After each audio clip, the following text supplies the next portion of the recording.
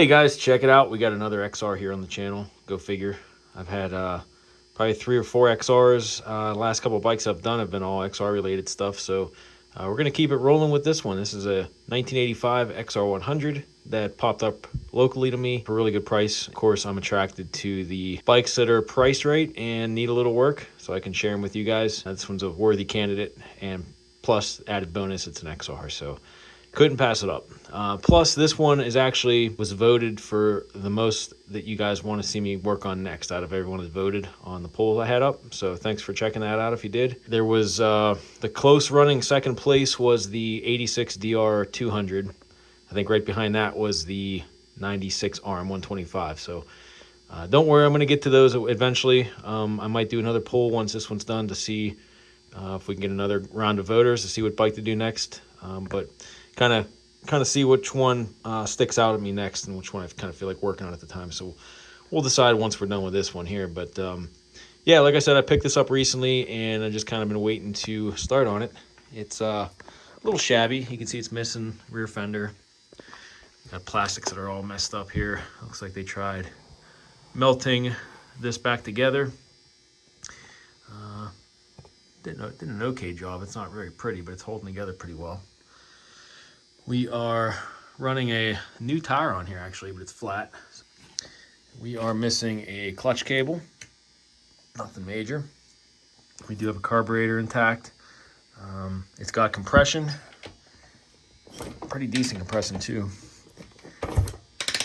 However, it does not spark. I didn't actually look at it myself yet, but the guy I bought it off of said he could not get this to spark, and he kind of used it for parts for another bike he was working on. So we're going to probably have to get into the electrical system on this one and probably tear off the side cover here, which you can see looks like it's using the wrong bolts. We're missing a couple bolts here. So this is probably off at one point, and he was trying to figure that out. We'll get a look at that again. Might be something simple just with the kill switch. We'll have to unhook that, make sure that's not causing the no spark issue. And take this tank off and see what we're working with the coil and all that good stuff. Aside from that, I gotta look at the airbox yet. I gotta take that, open that up and take a peek. But we got this side cover intact. I did order a fender already for this. I found a used one for a good price on eBay, so that's on its way. Missing clutch cable and lever perch, which is broken right here. Throttle is not stuck, it's real sticky. We're going to address that. We need grips, obviously. Does seem to shift through the gears. That's first, second, third, fourth, fifth. So the transmission appears to be okay. Coming up front, we got an intact number plate, intact front fender, and the wheel bearings feel pretty tight on this. Let's see what the front brakes feel like. Yeah, they're sticky too. So that needs lubed up. I'll get a look at what the brakes look like in there too. But first thing, we will see about trying to get it to spark. I'm going to pull this plug out. We'll give it a couple kicks, see what it does, and then we'll investigate from there as we go. But other than that, looks to be pretty much complete. Got a little tear there too. Aside from the fender, obviously, and a cable, hopefully it'll be an easy fix, and I can get this thing rolling here pretty soon. So let's get started. I'm gonna get this plug out of here and check for spark on it. We'll try a different plug if that doesn't work in there and see, and we'll check the boot on here too. Maybe have to cut back some of this wire a little bit, but let's see what it does first. Okay, we got a NGK C7HSA. I'll have to see if that's a stock plug for this. Okay, let's hook this in. See what it does here with the plug that came out of there. I have other plugs to try too. Let's get this in a spot where you can see it.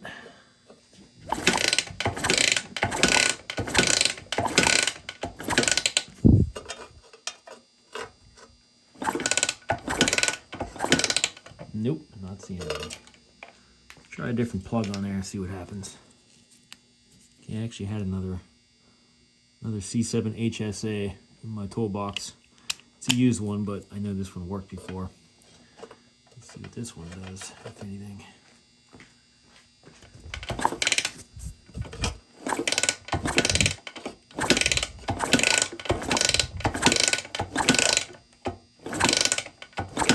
No good.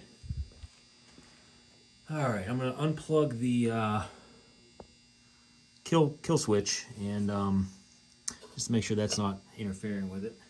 Okay, I gotta remove the seat and I'm gonna take this off before I can do that to get the tank off. So I'll start with the side cover here. Okay,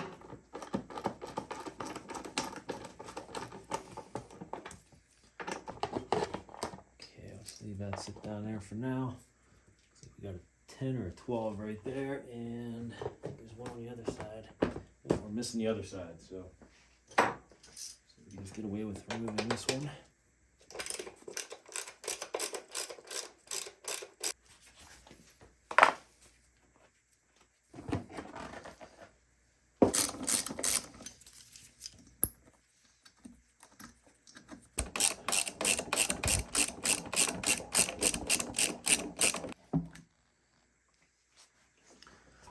Okay, it looks like a newer coil on there. I already see this is not hooked up. That's for the kill switch. Okay, so you already had that unhooked. All right. Okay, I'm gonna try to cut back some of this wire. Screw this boot back down on there. See what this looks like. Yeah, it looks good. We got fresh wire towards the top. I don't know if this boot's bad, but unlikely. But we're gonna cut this back just a little bit.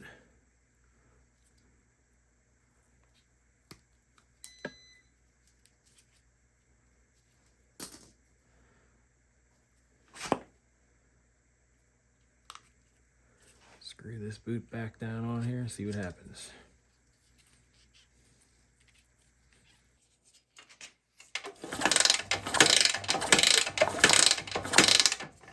Still nothing. So I'm just realizing now that the 85-100 is a points ignition system.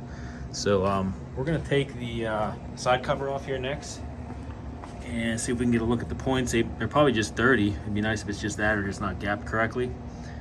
So we're gonna get this cover off next and see if we can get at those points. So I thought by 85, all the bikes were CDI.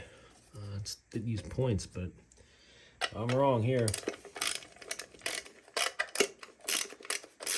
I'm looking up here, up top for the CDI box, and I'm like, wait a minute. I did a quick search online, and it turns out 85's got points. Jeez.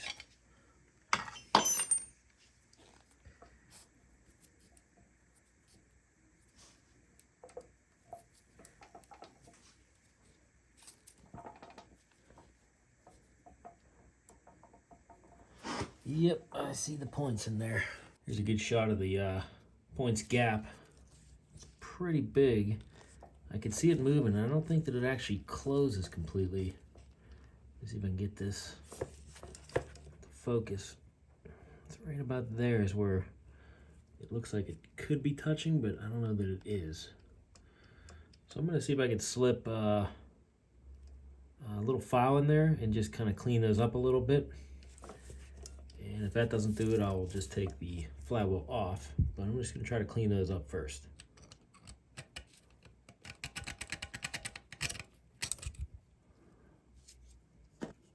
Spray a little contact cleaner in there.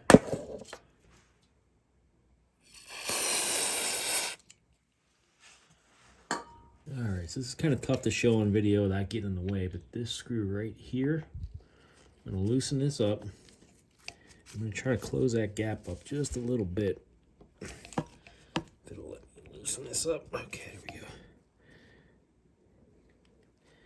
So I'm going to loosen that up. And there, you can kind of twist a flathead screwdriver in there and close that up a little bit. Let's just see if we get any spark now. I'll have to adjust that, but I just want to see if it was touching before. Okay, let's give this a try. Let me zoom in here. Okay. Oh yeah. Getting good spark now. So it was the points gap. It was never actually closing. So I'm gonna go back around the other side and get that fine tuned. It's gonna need adjusted. I gotta figure out what the points gap is, and then get my feeler gauge and set it. Okay, we got the flywheel at top dead center, pointing at the reference mark on the case. Got the points gap set to roughly 0.35 millimeters, which looking online, it looks like it should be between 0.3 and 0.4 millimeters. I just got my feeler gauge and confirmed that is the correct gap in there. So I was pretty much dead on when I just adjusted it by hand, just got lucky. So I'm gonna tighten that screw back down right there, and we're gonna test again just to make sure we're still good. Okay, I turned off a couple lights here just so you can get a better look at the spark.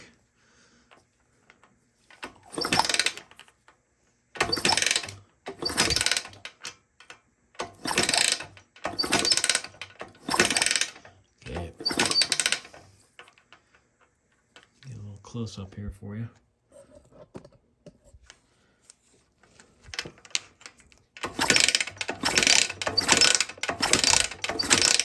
Okay, we're in good shape. And while that's at top dead center, I might as well take the head off and check the valves here before we try to start it up. We got two 10 millimeters up top here. And that was pretty loose.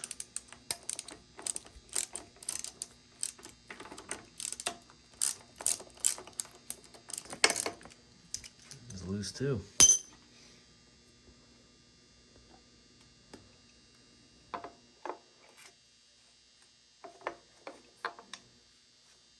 Okay, like I said, I got it at top dead center on the flywheel. And when I come up to the cam, I'm not seeing the marker on this side. Usually there's a marker. You know, I spun it around 180 degrees too to make sure it wasn't on the exhaust stroke, which I'm not. The cam lobes are down. When I come around the other side, it looks like someone might have flipped the cam sprocket around. You can see the dot on that side. So maybe that's the way it is on the 100s. I've never had one apart. I think the XR100 is the same. And that's another one I've never had apart. You know, I should have a manual, but I'm just kind of going off what I'm seeing online. But it looks like that might be off by a tooth. So I'm coming back over to the flywheel here. You know, we're at top dead center. But I have a little bit of play in here, so I don't know if maybe the woodruff key is messed up and it's not actually at top dead center, you know, on the flywheel. So I'm gonna pull this off, I think. See if I can get a look at that. I might be looking too far into this, but you know, something tells me that should be lined up perfectly with the top, preferably right here with this marker. It should be right dead center. But we're not, so to get that at dead center, I actually have to like turn this back a little bit. Actually, it might be this way. Let me see. Yeah. So there, it's like right at top dead center on the cam. You know, it looks like it's just off by a tooth, so maybe that cam chain jump doesn't really feel, it feels a little loose, I guess, but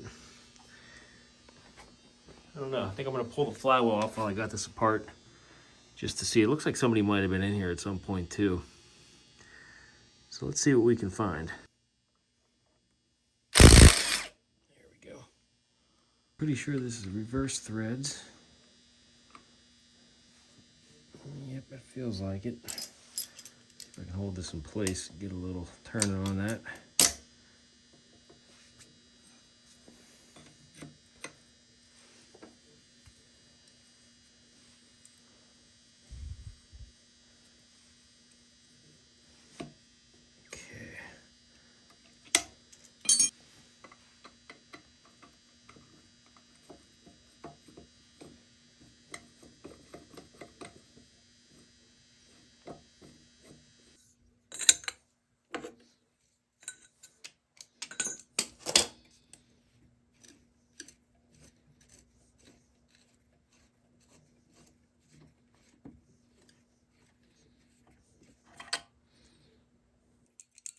Cam feels good. The timing advance looks like it's okay. Just gonna lube that up a little bit before I put it on, but the woodruff key is in good shape too. It doesn't look like anything sheared off. All this stuff's in pretty good shape, cleaned up. So I'm gonna throw this back on. I think we're okay here. Hopefully it just didn't skip a tooth. So I did find a legitimate Honda workshop manual for the 85 through 87, I think, XR100s. And yeah, this sprocket is definitely flipped around. The book shows the marker on this side. I could tell it's got two different style bolts here, so someone was definitely into this thing. And again, I'm at top dead center, and it's just off. It looks by a tooth. I'm thinking it maybe jumped time. Now, I didn't try starting it yet, but, you know, I'm this far in, I might as well just fix it and get this lined up correctly. So I'm not even going to try to start it until I can get this figured out. And I guess the book's saying I got to undo the tensioner here, take the tension off. That should allow me to pull that sprocket off. I won't have to take the head off itself, so that's good. So let me try to do that next, and hopefully I can pull this off and just turn it just a hair so we can get these bolts to line up flush on the top here too, because it's just off by that little bit. Okay, we'll get the tensioner plate out of the way here first, and I should be able to turn this, and that little tensioner, or the this kind of rides on a cam, which will adjust that tensioner as I turn that with a screwdriver. And I think it says to put it so that there should be a marker on there, so it's pointing at the top, I think, right there. Yeah, that looks to be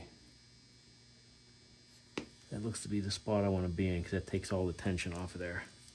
Yeah, good deal. It's definitely looser there. I'm not real sure what the best way is to get this off here and not drop it down in there. Maybe get some wire and hold it up, because with an XR200 it's kind of easy, because it's got the cam kind of slips through all the way, so you can just kind of set it there. Whereas this one, if I take it off, if I take this other bolt off, it could easily just fall straight down. So I got to think about this one. So now I'm really confused, because all I did was loosen up the bolts on the cam sprocket and loosened up the cam chain tensioner, and it's lining up now. I have the flywheel at top dead center. I'm going to go over and show you. I have that set up on the marker here with the T on the flywheel. It's dead on now. The bolts are even with the top of the head. So these are loose right now. You can see I took these two, not completely off, just loosened it up, and then loosened the cam chain tensioner right here and also down here. And now everything lines up. So I don't know if it was just pulling on it a little bit. Maybe the tensioner was, had pressure on it, so it would kind of pull that sprocket a little bit to the side. I don't know. I mean, it really wasn't any play in there. So I don't know. I'm going to tighten it all back down. I'm going to see if it lines up again. So I'm going to do that now. So here's a little bit better look at the cam on the tensioner I was telling you about. So I have it loose still, and as you turn that, it kind of will ride on that cam, and you can set it to a more setting where there's more tension on that chain. So I'm going to try to set it like right about there, I think. Still kind of loose, but I still got to do the bottom one down here and tighten all that up. So let me play with this one a little bit more, see if I can get this dialed in here. Yeah, right there. That's better. Much tighter. Okay, so both tensioners are set. Let me tighten that nut down at the bottom there.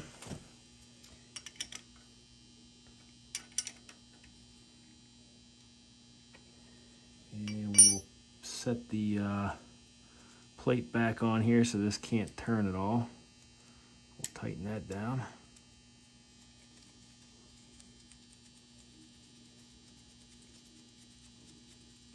And then we're just going to confirm the setting, or the markers on the cam gear and the flywheel. All right, so we're still at the T, but it did turn it a little bit when we put tension on that chain. So it's definitely the tensioner kind of twisting that a little bit up top.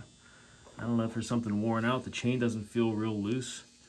I don't know if maybe there's play in between here, but these are tight. So I don't think that's the case, but the other side I'll show you. It went back to where it was, where it's a little bit off.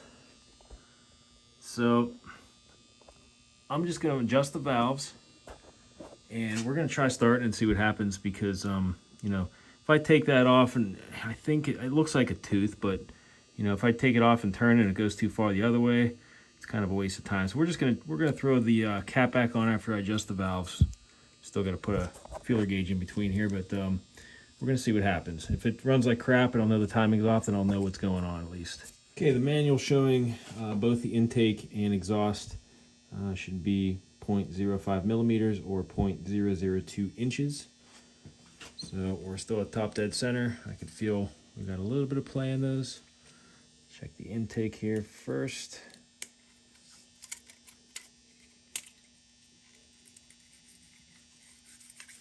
That feels pretty good. We got a little bit of drag. I could tell the exhaust one's a little tighter. Let's see what happens.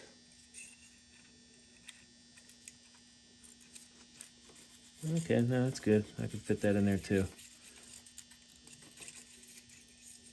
All right, so I think the valves are good to go already. So we got the cam bolts tightened down, and I'm gonna throw the cap back on next. Before I throw this cap on, I'm just gonna throw some oil down in this little valley right here. Get that cam lubed up. On the first start, we don't want that dry, obviously.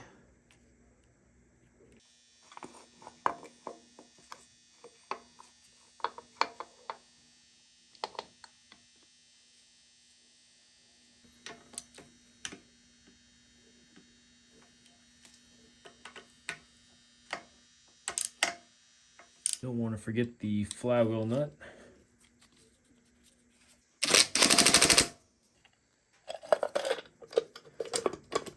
I'm going to have to look into getting a gasket for the side cover here too, because it is missing that.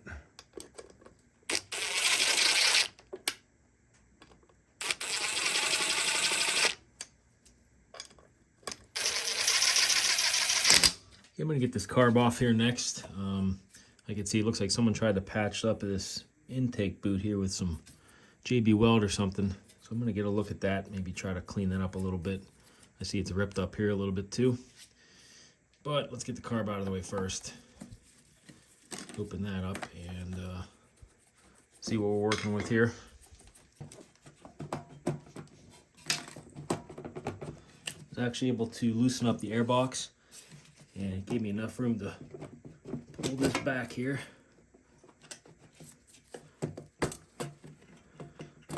Okay, no harm.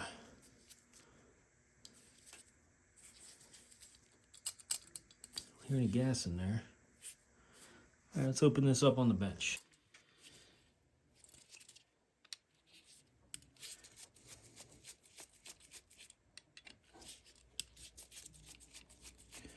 The gas in the fuel tank didn't smell stale, so I know the guy I bought this off of was just using this bike for parts. He may have been trying to get it running too. So this might not be as bad as I'm thinking.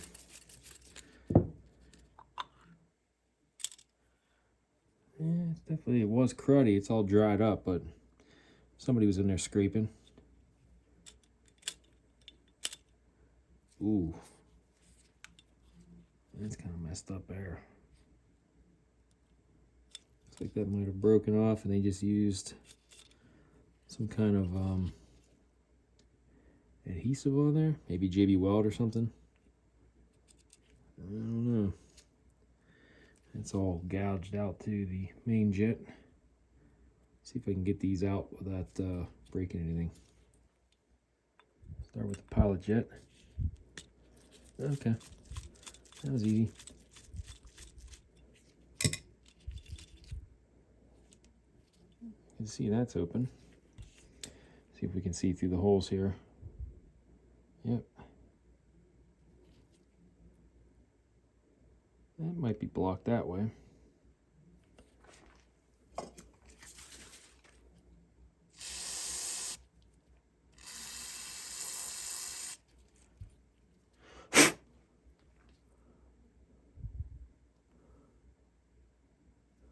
Yeah, it's still blocked up. I'll get a piece of wire running through there. Just gonna try this little cable end.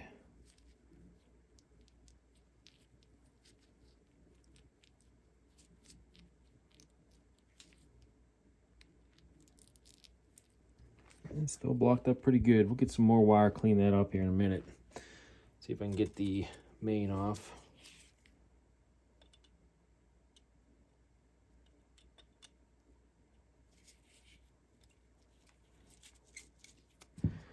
Bring the whole tube with it.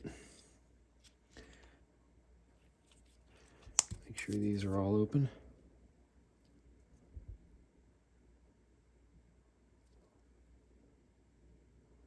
Okay, we can see through those. We can see through those. And that's open too. Looks like it's a 58, or I'm sorry, an 85 main. 85 main, and the pilot is kind of hard to read. It looks like a 35.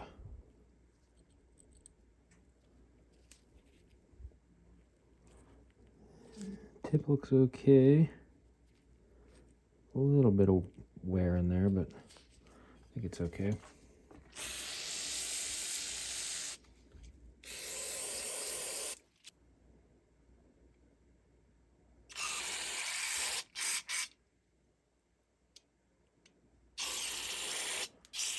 Okay, that one's coming out. Let's try the other one again. Yeah, okay. Those are open.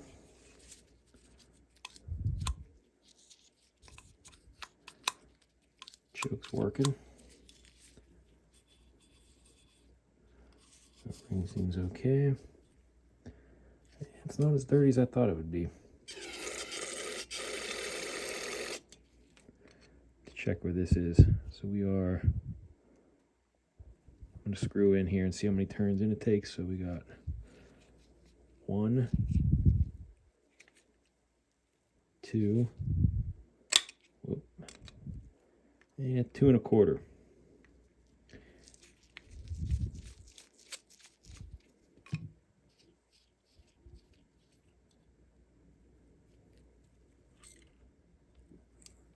There's a spring. I think there's supposed to be a, I'll have to look. There's usually a little gasket and a washer in there too. Let me get a light on that. I can see the O-ring down in there, and I don't want to mess that up by poking at it and trying to pull that out. So it looks like it's intact. I am going to add a washer that I pulled out of one of my kits. And I just dropped it. Here it is. I'm going to put this washer in there to push down on that O-ring, because I think there's supposed to be one in there anyway. You see this stuff just kind of is falling apart once the carb cleaner hit it. Surprised it's held up with gas on there, but that's all you need is that stuff flaking off and clogging up a jet. So I'm going to try to remove as much of that as I can.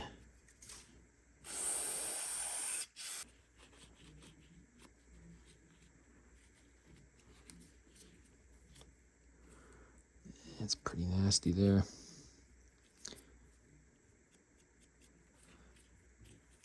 Hopefully that doesn't affect this too much. Yeah, it looks like it goes down to the threads, so I guess we'll find out when we throw it together and see if it runs.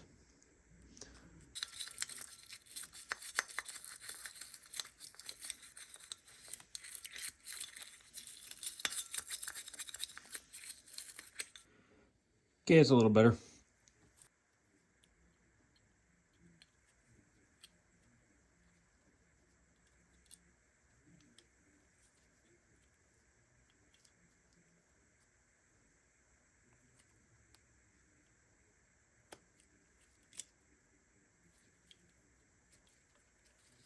We got our pilot jet opened up here.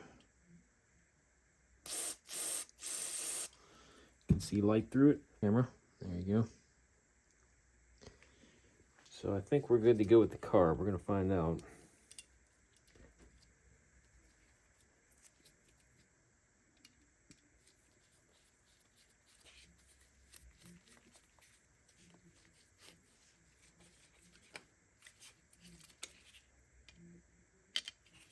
Okay, we're gonna slip the carb on here next, and forgive me, I gotta use one of these hose clamps on here. I don't have anything else that's gonna fit that stock wise, so just for now I'm gonna throw that back on there. I know it looks god awful ugly, but it'll work for now. Just wanna see if we can get her going.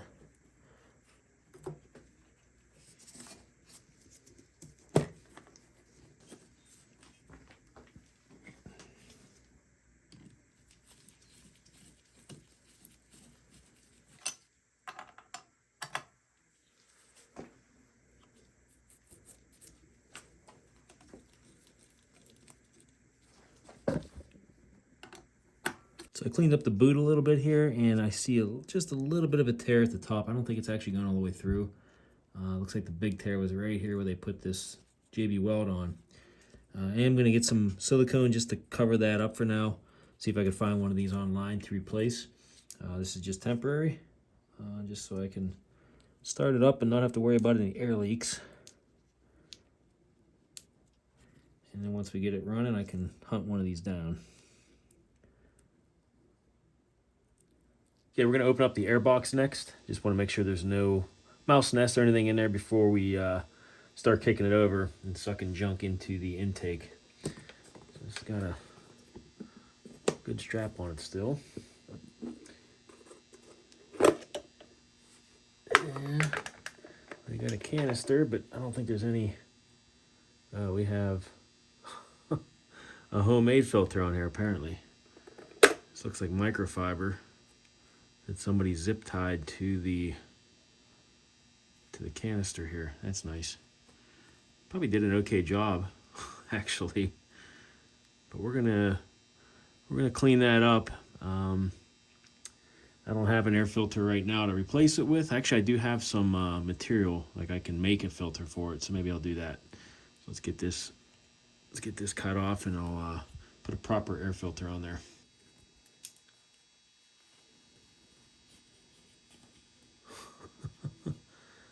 This is kind of rusting apart here a little bit.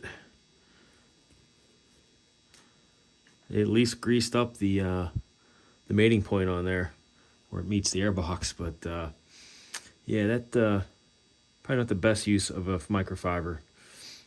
So the plan is to just take some of this filter that you can cut and form to any filter really, and I'm going to get this cut and basically to the point where it makes one loop around, and then I'll probably end up having to use either hose clamps or even zip ties like they had just to hold this on. Okay, I think that's going to work pretty good. I just kind of cut the fit and used a couple zip ties just to secure it down, and threw some oil on it, and I think we're ready to throw that back in here. I'll get a look and see if I can find a legit filter for it and clamp or whatever's supposed to go on there down the road. This is all just to see how she runs. Looks like this here buckle part on this is messed up. I see what they did. They put a bolt in there to hold that in place, I think. Yeah.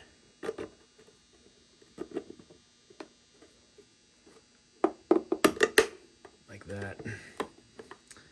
Yeah, it's because that there should be a little hook for that to grab onto, but it's rusted away, so somebody had put a bolt here just to kind of keep tension on that. Actually, I hope it's going to work fine.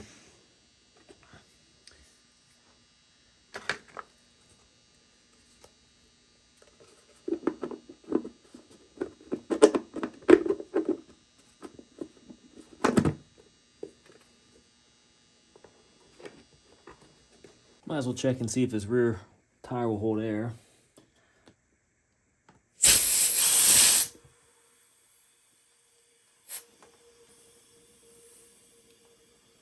So far so good. I don't hear any air escaping yet. Okay, we're gonna throw some oil in here next. I know there's none in the crankcase. The previous owner said that he had drained it and never had a chance to fill it back up, so nice of him to at least give me the heads up. I would have checked it before, of course, anyway, but just to let me know before I try to start it without any oil.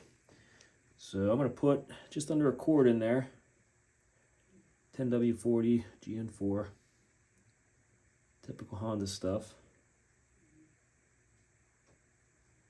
And then I think it's about time we can try to start this up. Okay, we're gonna check the level here real quick. Just got it sitting on the top. Oh yeah, we're good. All right, guys, I'm gonna try to fire this up. I just threw all the plastics on and the seat and everything. And you can see the rear fender came in the mail. It's a well-used OEM fender. Kind of matches the rest of the bike with it being faded and, you know, scratched up like the rest of it. It's not cracked anywhere, so that's a plus. It doesn't stick out like a shiny brand new fender there on an old bike. So it kind of matches it perfectly, actually. One thing I did notice, and I didn't realize this before, the fuel petcock is missing the nozzle on the end here for the fuel line. So I'm just going to hook up my auxiliary fuel tank right in through here, get it right down onto the inlet. So let's get that hooked up. Let's get some fuel to it, give it a couple kicks and see what happens.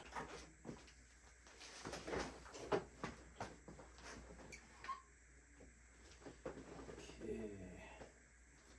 Give it a full choke.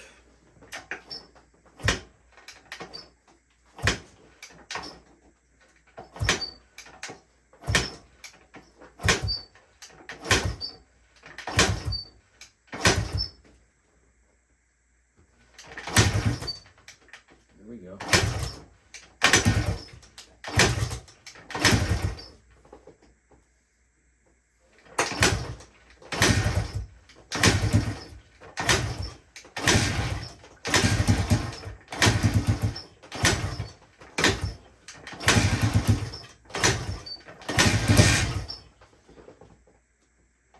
Wants to go.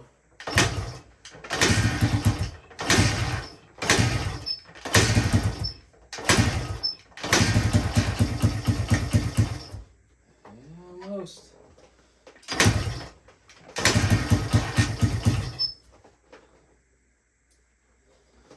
that idle a little bit.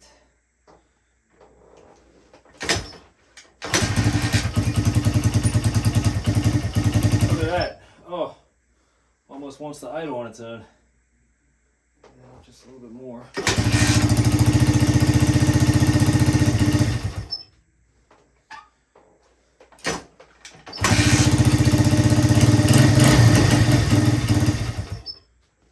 Getting there. I'm gonna open up my door, get some ventilation in here. Okay, I got a fan going here. See if I can get it to run a little longer. Oh, there goes my fuel. I'm just gonna leave this hang right here.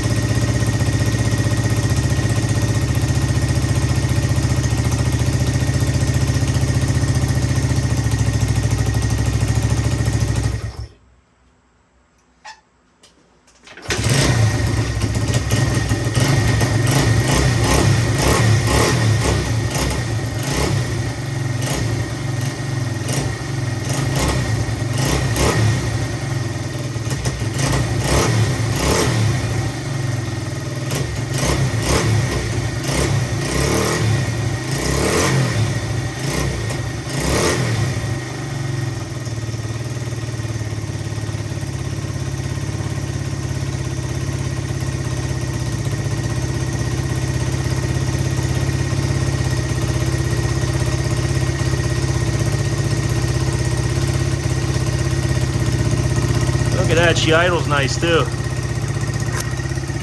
Engine's quiet. I don't hear any excessive cam chain slap or anything. The valves aren't chattering. Sounds like your normal XR motor. No smoke coming out of the back, that's good. Carburetor's not leaking at all. Looks like the patch latch job's holding up. I'm not getting any indication of any air leaks. No hanging idle. It's not taking off on me or anything. Wow, yeah, it sounds really good.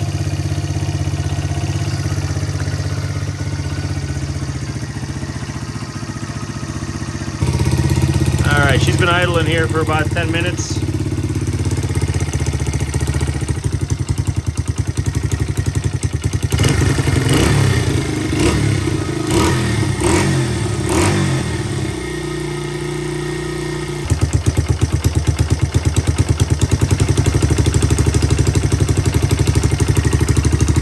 Might have to fiddle with that carb a little bit, mess with that air fuel mixture screw.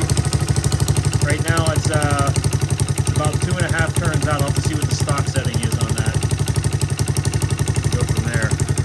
I just put it back to where where it was when I took the carb apart. Still sounds good though. Whoop, she just died on me.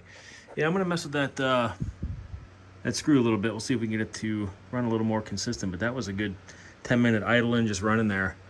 So we're pretty close. So I got it to idle pretty decently. It's not perfect. I was looking at the manual, and it's showing that the 85, 86 model should have a 38 slow jet, and this one's got a 35, so it's on the leaner side. So I think it might be just kind of starving for fuel there at the idle circuit. So I'm going to take that off one more time and just double check it, and if I have a 38, then I might throw in there just to try and see what happens. All right, took everything back off, got the carb apart, and it was a 35 pilot jet, which is a little bit lean, so I put a 38 in there. I also noticed that the main jet was only an 85 when it should have been a 95. I didn't have a 95, but I did have a 100, so I threw that in, and I raised the needle clip one notch to try to lean it out a little bit, because the first time I ran it with it, you could tell it was running really rich, half throttle and above, breaking up real bad. So I raised that needle one notch to lean out the main there a little bit, and it cleared that up pretty good. Revving it up a little bit, it's a lot cleaner.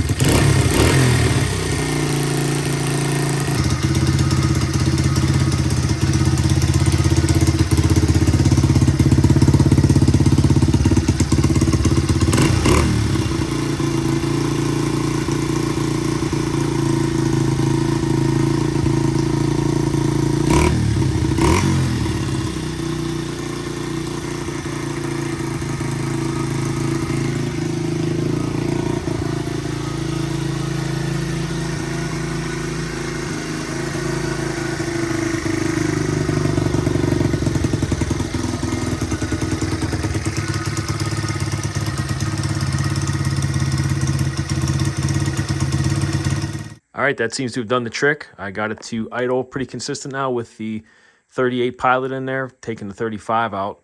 It should have been a 38 from the get-go. So somebody was into that carb. And the main jet too was changed. It had an 85 in there when it should have been a 95. So I had to go to 100, like I said, and I just raised the needle I raised the clip on the needle to drop it down a little bit to lean that out, and it kind of leveled it out. So revving it out, it seemed clean after doing that. It was bogging a little bit before I did that, so it was running on the rich side, and that seemed to have cured that. But really, I won't know until I can get on it and ride it up and down the street, which I can't do just quite yet, because we do have a flat tire here again. It didn't hold air like I thought it was, so I'm going to tear that apart, look at the tube, maybe patch that up. I got to wait for the fuel petcock here for that nozzle so I can run it to the carburetor with some fuel line, because I'm just using this right here for now. And I'm still waiting for my clutch cable and clutch lever, so I wouldn't be able to ride it anyway. So we're going to leave off here, and make sure you hit that subscribe button if you like what you're seeing. I'll probably in the next video I'll have a riding video, just at least going up and down the road and how it runs through the gears and revving it out a little bit more. So stay tuned for that. Make sure you hit the subscribe button, the bell notification. If you're not a subscriber already and you like what you see, I'd appreciate it. It helps the channel grow, along with comments and likes. So anything you could do to help, that would be awesome. All right, thanks guys, and we will see you in the next video.